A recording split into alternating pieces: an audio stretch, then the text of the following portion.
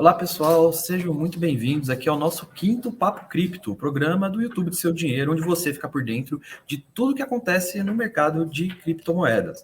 Já deixa seu like, se inscreve no nosso canal do YouTube e nas nossas redes sociais. O link para as redes sociais do Seu Dinheiro vai estar aqui na descrição do vídeo. Bom, quem acompanhou o nosso último programa sabe que tinha uma grande expectativa do mercado para a aprovação do primeiro ETF em criptomoedas dos Estados Unidos. E já que a gente vai falar de ETF, nada mais justo que chamar alguém que entende de ETF e criptomoedas aqui. O nosso convidado de hoje é o Teodoro Fleury. Tudo bom, Teodoro? Tudo bem, Renan? Prazer, obrigado pelo convite. Obrigado pelo tempo aqui e espaço no Seu Dinheiro. Eu que agradeço. Bom, vamos começar já, né? Para quem não conhece, o Teodoro, ele é gestor da QR Asset Management, a divisão da QR Capital especializada em criptomoedas, né? Bom, Teodoro, você estuda Bitcoin e criptomoedas desde 2016, né? Então, a primeira pergunta que a gente faz de praxe aqui, né? Como que você entrou nesse mundo das criptomoedas?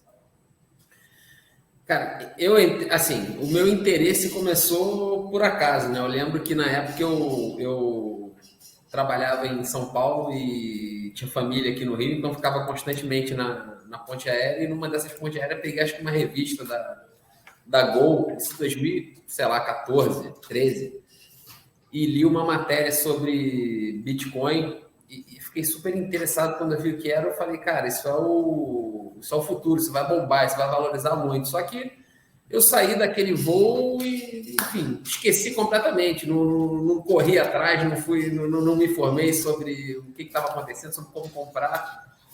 E aí passaram-se uns 2 anos, mais ou menos, e aí já estamos na virada de 2016 para 2017. Comecei o Bitcoin já passando de $1.000, né? Uhum. Falei, caramba, esse negócio valia 200, 300. Eu tive o sentimento que ia bombar, né? E não fiz nada. Aí comecei a acompanhar um pouco mais de perto. Eu trabalhava no mercado financeiro tradicional, ainda não atuava profissionalmente no mercado de cripto. E aí, naquele ano, naquele começo de 2017, o negócio só subiu, né? Foi subindo. E eu achando interessante, procurando uma forma de entrar, né? E aí falei, na primeira queda brusca que esse negócio der, eu vou entrar. E aí, no começo do segundo semestre de 2017, teve uma proibição, mais uma, né? Proibição na China.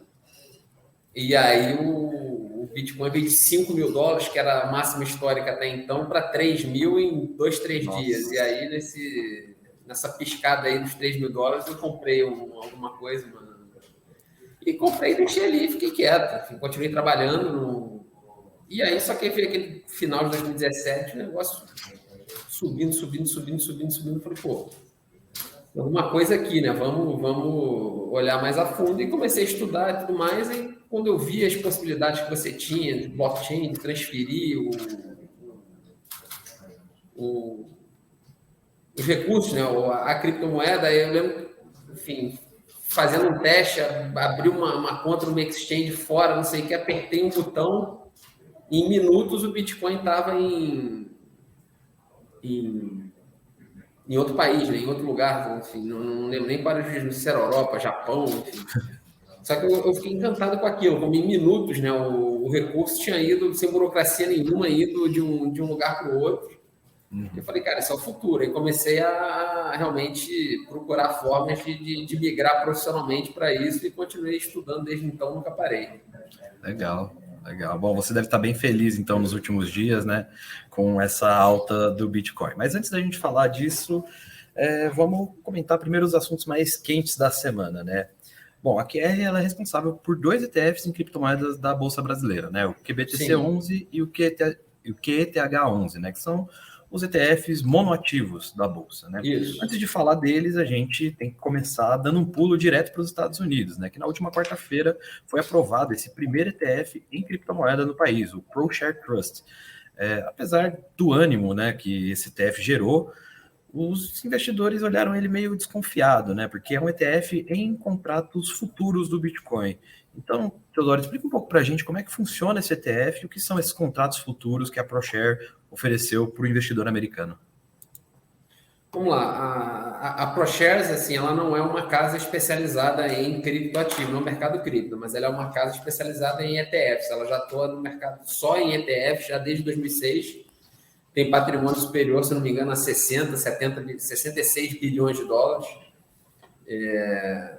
Então, assim, e muitos atuando no mercado futuro. Então, assim, ela é uma casa de ETFs. No momento que a SEC, que é a CVM, equivalente da CVM americana, autorizou a oferta de produtos lastreados em futuro de Bitcoin para o investidor americano, ela sinalizou que não aceitaria ainda o risco do Bitcoin físico, né, do Bitcoin spot, mas aceitaria o futuro. Ela foi muito, por ser um player experiente do setor, foi muito rápida em pedir o registro e conseguiu ser o primeiro a lançar.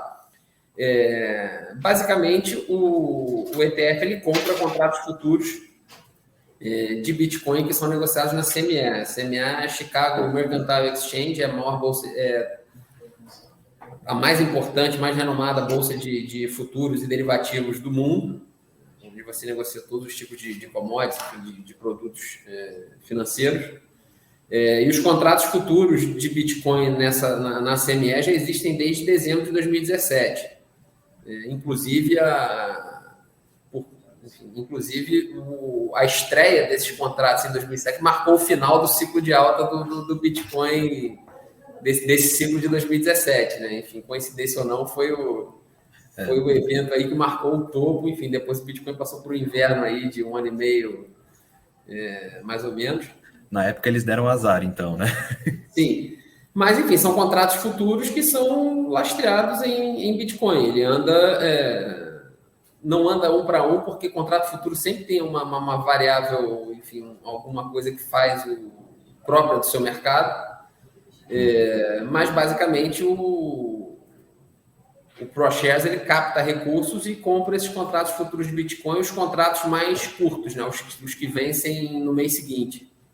E todo mês ele faz a rolagem desses contratos. Quando o contrato está para vencer, ele compra o do mês seguinte e vende o do mês que está para vencer.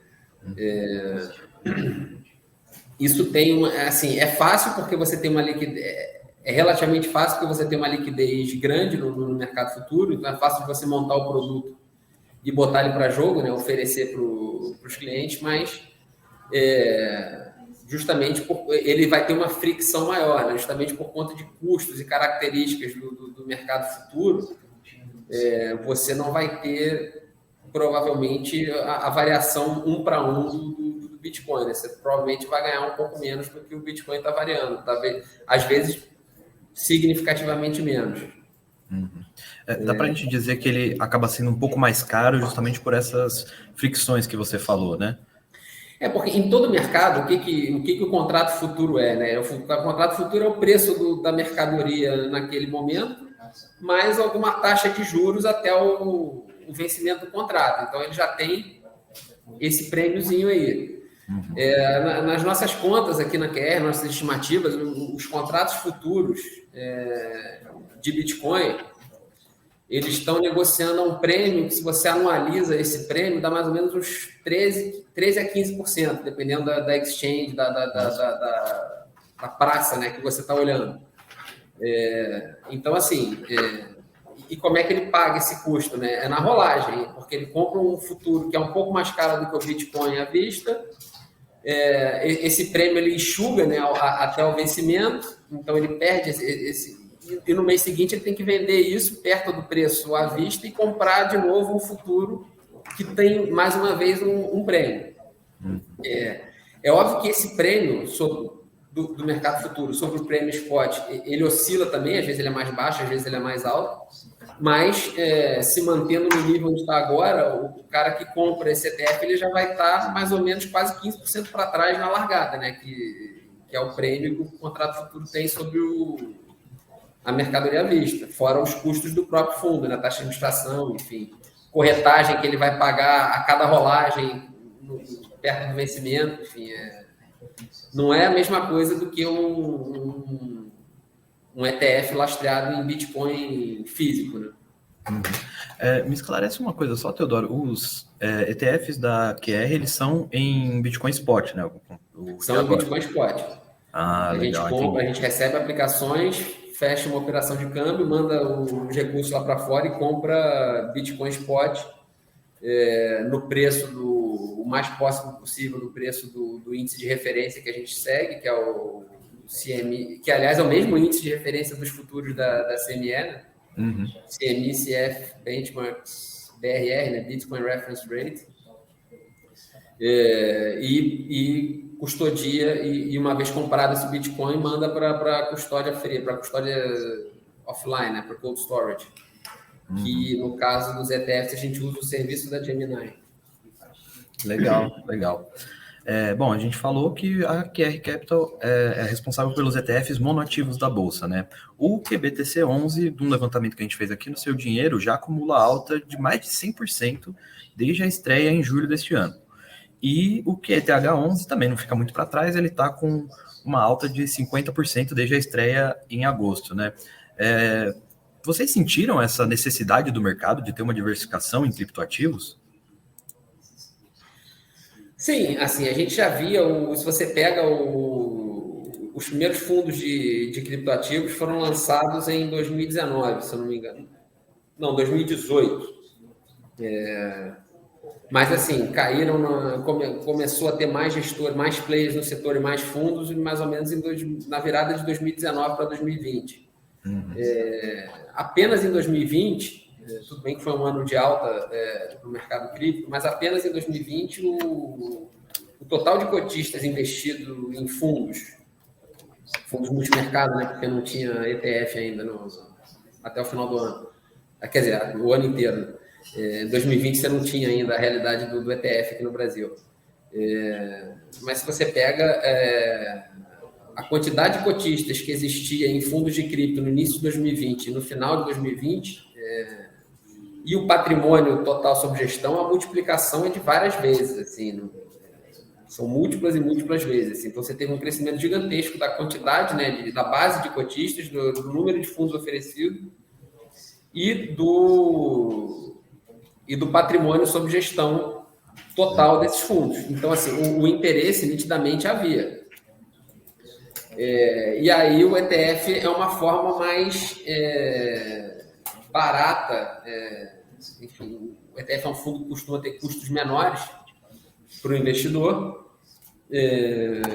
Então, a gente. E ainda conta com uma camada de proteção, né, regulação a mais, que é, enfim, a B3, um olhar mais atento ali rigoroso da CVM. Então, assim, a gente enxergou que havia demanda por esse tipo de produto, havia. Era só questão de tentar, enfim. Parecia, quando a gente começou o processo de registro, quando a gente encaminhou nosso pedido de registro à CVM, e antes disso, né, reuniões sobre fazia, não fazia, consulta advogado, é viável, não é, faz uma consulta prévia à CVM, ninguém dá muito sinal, né, do que se vai autorizar ou não. Parecia uma coisa muito improvável, né? Me conta um pouco desses bastidores, como é que foi antes dessa aprovação, né? Você falou que os ETFs eles são mais baratos do que os fundos, mas eles são melhores, entre aspas, do ponto de vista da regulamentação, porque eles estão ali, né, sob a custódia da CVM. Como é que foi um pouco esses bastidores, assim, de conversar com o legislador, com a CVM, para lançar um ETF de Bitcoin na Bolsa Brasileira? Olha, cara, foi um processo longo, assim, e um processo interno aqui também nosso, de consulta, até formalizar o pedido de registro, bem movimentado. Nós aqui na QR, a gente sempre teve nesses produtos passivos, uma preferência pelos monoativos, né? Então, assim, a gente sempre advoga a favor do Bitcoin enquanto reserva de valor. E no ano passado, se você lembrar bem, em 2020, você começa a ver o interesse do investidor institucional lá fora, nos Estados Unidos principalmente, no Bitcoin, e não no mercado de criptoativos em si. Em 2020, se você pega lá atrás, era tudo Bitcoin praticamente. Começou em maio com o Paul Tudor Jones, que é um grande investidor americano, que escreveu uma carta, enfim, longa e super, aliás, recomendo a leitura, enfim, justificando por que ele achava que o Bitcoin era o melhor hedge para uma inflação que ele imaginava que se aceleraria, e pelo visto tinha razão. Qual o nome dele, da carta, para a gente ter? O nome do gestor é Paul Tudor Jones. Enfim, se você botar no Google Paul Tudor Jones Bitcoin, você, enfim, vai achar. Legal, fica a dica de leitura. O que é? Fica a dica de leitura, pessoal. Super dica de leitura, porque ele faz uma análise realmente muito bem fundamentada, ele analisa todos os potenciais hedges para inflação, fala do ouro, fala de dinheiro, fala de dinheiro de moedas fiduciárias de alguns países, ações, enfim, ele bota tudo na comparação, faz meio que um ranking ali e chega à conclusão que o Bitcoin é o hedge mais efetivo, publica isso e começa a alocar. Ele tem um fundo que hoje em dia está maior, acho que já está com cerca de 45 bi de dólares sob gestão, mas na época ele tinha uns 30 mais ou menos, e ele indica que um fundo de 30 bi está alocando um percentual, na época ele falou single digit, né? Então assim, um percentual abaixo de 10% do patrimônio via Bitcoin. Então assim, depois disso, no segundo semestre, começaram a brotar várias notícias de investidores institucionais. Veio o Michael Saylor, por exemplo, em agosto, também alocando uma quantidade de caixa da MicroStrategy gigantesca em Bitcoin. Então, a gente já tinha o nosso fundo de gestão ativa, o QR Blockchain Assets, que era um fundo que tinha uma carteira mais diversificada. A gente falou, cara, o interesse institucional vai vir no Bitcoin. E aí a gente montou o primeiro fundo passivo, né, de Bitcoin aqui no Brasil, um fundo multimercado, mas que só investia 100% em Bitcoin, quase como se fosse um ETF. Ele só tem uma estrutura de tributação diferente, né, mais ineficiente, infelizmente. Mas a ideia era operar quase como um ETF, ter o mínimo de tracking erro, né, de erro de aderência, que a gente chama, para o valor do Bitcoin. E aí, depois desse fundo consolidado, a gente colocou quais são os próximos passos. Vamos fazer alguma coisa listada em bolsa. O caminho natural é o ETF. Parecia uma coisa altamente improvável, mas a gente, enfim, contratou, enfim, advogados e começamos a fazer reunião. O que vocês acham? Chance de aprovação? Não tem? Não tem?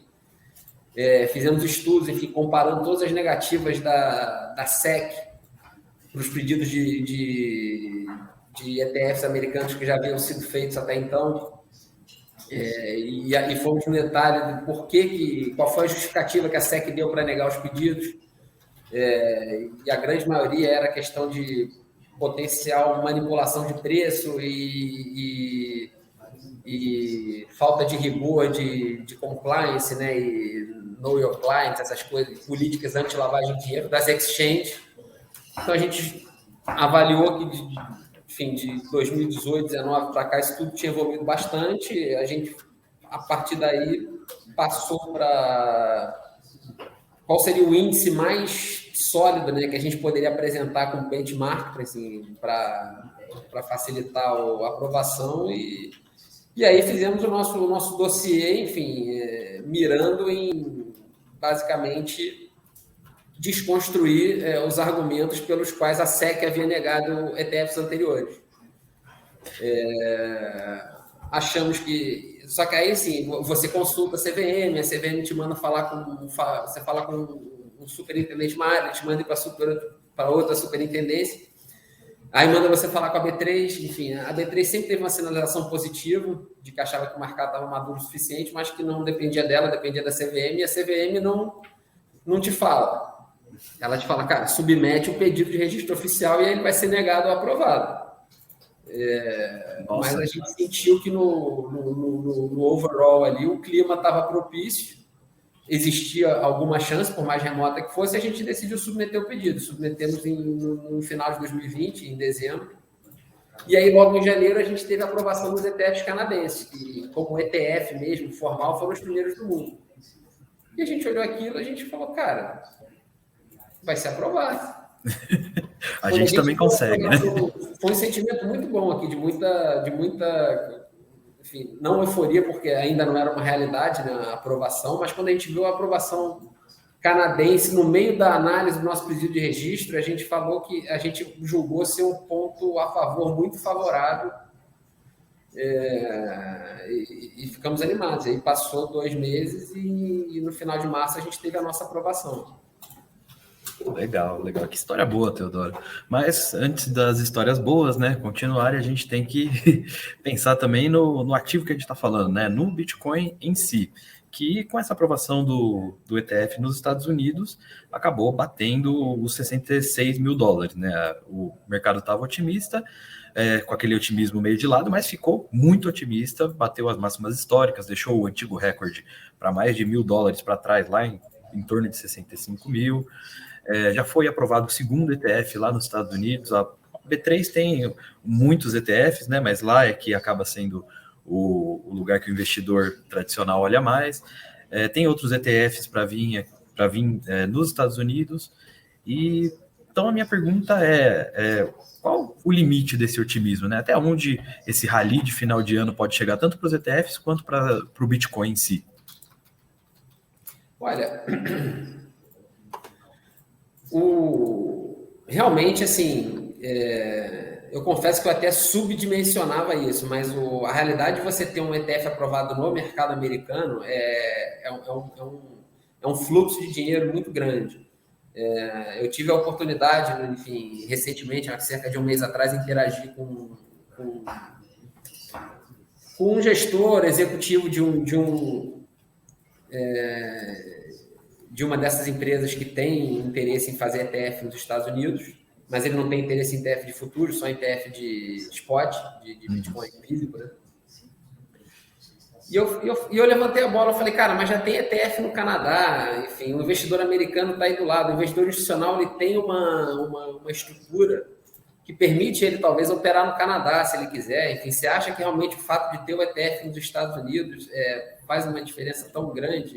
Aí ele falou, cara, você não está entendendo. O mercado americano, em média, se você pega a maioria dos ativos, 27 vezes maior que o mercado canadense. Se o americano vai investir no Canadá, ele tem uma série de questões fiscais que o penalizam. Então, se você tem cerca de 4, 5 bi hoje em dia de AUM nos ETFs de cripto na Bolsa Canadense, quando estiver nos Estados Unidos vai ser 100 bi, pode ter certeza, de demanda, né? Então, assim, esse entusiasmo grande aconteceu com o ETF da ProShares, que foi o primeiro. O segundo ETF lá da Valkyrie já teve uma captação e uma negociação bem menor. O ProShares agora está com cerca de um bi 150, um bi 200 de dólar, mais ou menos, algo nessa faixa, de patrimônio, né, de patrimônio líquido. Mas, enfim, o volume de negociação na Bolsa indifere, né, não tem nada muito a ver com o volume. Mas, enfim, foram coisas que sustentaram, até alavancaram o preço do Bitcoin. Quando começou essa história de vai ter um ETF aprovado, não sei o que, o preço estava ali meio parado há semanas, perto dos 45 mil, e deu esse tiro aí para 66 mil ao longo de outubro. Enfim, agora voltou um pouco, mas, assim, eu acho que a perspectiva é positiva, ou altamente positiva, porque... primeiro que o quarto trimestre costuma ser uma época favorável ao preço do Bitcoin, tirando uma ou outra exceção. Se você pega os anos do histórico, que já está ficando longo, né, relativamente longo, o histórico de preço aí do Bitcoin, quarto trimestre, em geral, é um momento bom, um momento favorável. Você tem a expectativa de, agora que o ETF de futuro foi autorizado, ter talvez, quem sabe, um ETF de spot. É algo que ainda seria mais, sei lá, final de 2022, mas mexe com as expectativas, por ser um produto muito melhor. Eu acho que teria uma demanda maior. Você tem um quadro de preço de commodities subindo muito, enfim, inflação subindo, não só aqui no Brasil, mas no mundo inteiro, porque É isso, né? A soja, o minério de ferro, o petróleo, tudo está subindo, então os preços estão subindo mundialmente, não é só aqui no Brasil. Então, tudo, e o Bitcoin é conhecido como um hedge para a inflação. Então, você tem um cenário bem favorável, uma alta boa aí do Bitcoin entre agora e, sei lá, final do primeiro trimestre do ano que vem. Uhum. Você se arrisca a fazer uma projeção do preço do Bitcoin? Olha, sempre...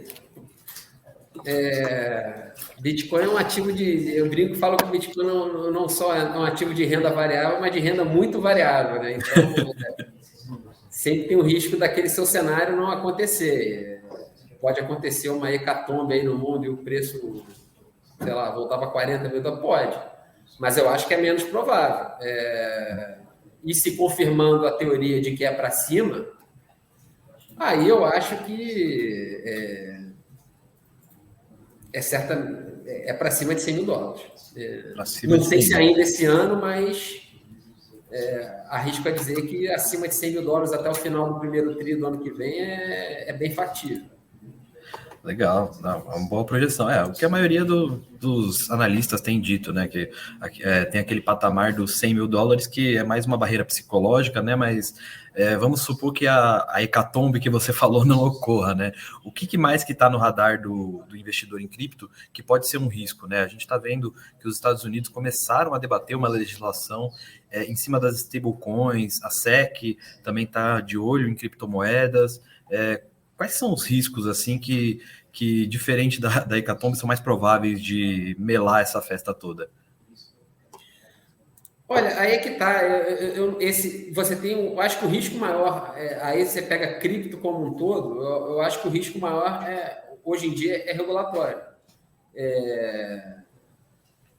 Só que eu acho que se a fonte do risco é o regulatório, o Bitcoin está meio isolado desse risco. O Bitcoin é descentralizado, ele não tem dono, ninguém desliga. A SEC não tem alguém para ir atrás, vamos desligar o Bitcoin. Isso não existe. Não tem como puxar da tomada, né? Na questão das stablecoins e vários protocolos aí do setor de DeFi, você tem uma descentralização disfarçada, onde na verdade, esses protocolos têm um dono, tem alguém que chega lá e tem a master key, que desliga o botão e desativa o protocolo se quiser. Uhum. Então, assim, esses protocolos, enfim, eu acho que tudo isso que oferece, essas plataformas que oferecem juros e que mexem muito com stablecoin, onde você poderia justificar que é um valor mobiliário, né, que eles chamam lá de security nos Estados Unidos, e que a descentralização é disfarçada, ou seja, que tem um dono, que a SEC poderia ir atrás, eu acho que o risco está mais para esse tipo de participante, né? Nesse lado regulatório, eu acho que o Bitcoin estaria isento, tanto que um ETF de futuro de Bitcoin foi aprovado. É um primeiro passo, ainda é uma aprovação indireta, né, essa do futuro, mas foi aprovado. E o próprio Gensler, lá, presidente da SEC, que enfim, já foi professor de uma cadeira de blockchain no MIT, você vê que ele defende a descentralização do Bitcoin em última instância.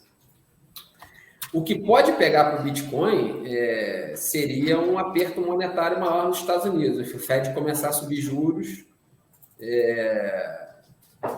de uma forma talvez inesperada, mais acelerada, antes do esperado, de forma mais acelerada que o esperado.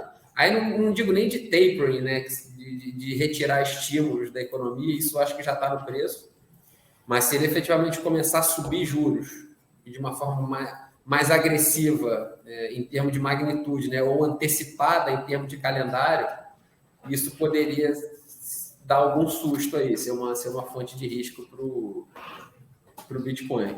Uhum. Legal, bem coisa para a gente ficar de olho, né, nos próximos meses, né, que está programado o tapering, enfim, a retirada de estímulos e a elevação de juros, né? Ficar de olho nisso quem está nos ouvindo e nos assistindo. Bom, Teodoro, a gente já está caminhando para o final, né? Mas antes eu queria puxar mais um assunto aqui, ainda sobre a QR, né? A QR entrou de cabeça no mundo de ETFs, especificamente em criptomoedas, né? A gente falou de ETFs monoativos aqui, em Bitcoin, Ethereum, mas existem infinitos investimentos possíveis no mundo dos criptoativos. Tem DeFi, tem NFT, Smart Coin, Web 3.0, outras criptomoedas. Então, uma pergunta que fica aqui entre nós e quem nos ouve, né? O que a gente pode esperar da QR até o final do ano que ela vai disponibilizar no mercado brasileiro? Olha, a QR, a gente brinca aqui, brinca não, porque é sério, na verdade, né? Que a QR é a única gestora 100% cripto, né? Porque todos os nossos fundos aqui são 100% cripto. A gente não tem nenhum fundo que é meio renda fixa, meio cripto. Enfim, nossos fundos todos aqui são com 100% de exposição ao mercado cripto. A gente tem fundo de gestão ativa, que é hoje em dia é o que a gente tem fomentado mais, que já está com 18 meses de track record, está com a rentabilidade muito boa, está subindo mais do que o Bitcoin esse ano. A gente tem os fundos passivos e ETFs. A gente quer construir. O foco da QR, eu diria, em termos de fundos agora, de agora para. Não digo final do ano, a gente já está. Semana que vem já é novembro, né? Então, final do ano já está aí, né? Então, vamos falar em, sei lá, até primeiro tri do ano que vem, até o carnaval. A gente quer realmente dar um gás na captação desse fundo de gestão ativa, que é o QR Blockchain Assets, aproveitar o bom momento dele, né? A boa rentabilidade. E a gente tem alguns projetos, ainda são meio sigilosos, ainda não são públicos, enfim, não posso dar detalhes, mas a gente deve, até o carnaval, certamente, lançar 2 produtos bem inovadores, assim, bem diferentes do que a gente tem hoje em dia no mercado e que devem surpreender. Legal, bacana. E, bom, indo para a pergunta, a nossa clássica pergunta aqui do Papo Cripto, a pergunta do próximo milhão. Na sua opinião agora, Theo, quais são os projetos que o investidor tem que ficar de olho para os próximos meses, para o próximo ano? Você colocou aí até o final do primeiro trimestre. Quais são os projetos que você está pessoalmente de olho, que você fala, olha, isso aqui pode dar uma disparada nos próximos meses? Olha, a gente está de olho aqui. Eu posso falar pelo que a gente tem na carteira do fundo ativo, né? Uhum. A gente tem uma posição boa em Bitcoin e a gente tem algumas apostas, menos apostas do que a gente já teve no passado e mais concentradas em alguns setores. Então, assim, a gente gosta de Ethereum, assim, a gente acha que o ecossistema do Ethereum vai continuar evoluindo, que os gargalos aí de escalabilidade vão ser resolvidos. A gente gosta de alguns concorrentes, digamos assim, do Ethereum e principalmente o Polkadot. É uma que a gente acredita bastante.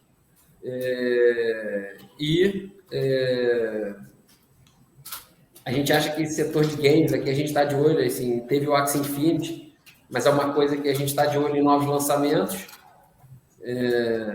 E um ativo que já é mais tradicional, já é mais mainstream, mas que eu acho que está muito subavaliado, é a Chainlink. Não, a gente parou na parte que você ia falar da Chainlink. Estão querendo te derrubar logo nas suas indicações, assim. Mas você estava falando que estava de olho na Chainlink também, por quê? Porque se você pega o setor de DeFi, enfim, apesar dos riscos regulatórios, continua crescendo muito. Bateu aí recentemente se você pega pelo DeFi Pulse, né, que é acho que talvez a principal referência aí